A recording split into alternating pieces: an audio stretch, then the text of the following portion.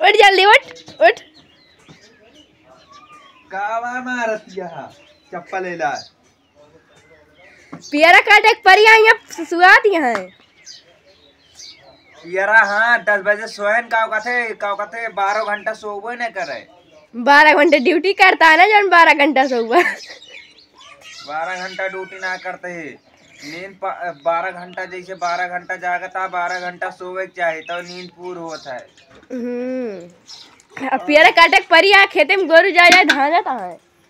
धाना तहाँ का करी सोबो न करी आपने ना 12 बजे में रात भर काम करके उठाए और दिन भर फिर चली काम करी हमसे ना हो दिन निकल गया तो का भा तो खाना ना दे बनाई के चाहे दिया चाहे ना हम जा दूसरे खिया खा ले जा एक दिन मांग के लावा देखी के दे दी थे।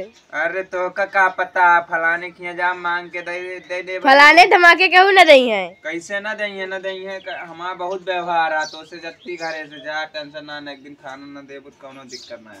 हाँ जा पहले पियरा काट के आवा। चाहिए बनाया है कि ना पहले बतावा ना है चाहे ना बने तो जा आज हम कोनो चीज काम वाम ना करब जा खाना तो खवाओ तो फिर जा बाज यहाँ दिन निकल गया कहानी का दतुइन जाए पहले करी। आज लेट में उठे ही कौन काम करी आज जाते हम रिश्तेदारी चला जा। हाँ आज कौनो काम ना होए रिश्तेदारी की बारात होती है चलते बारात में मटर पनीर खावे बढ़िया मजा आए।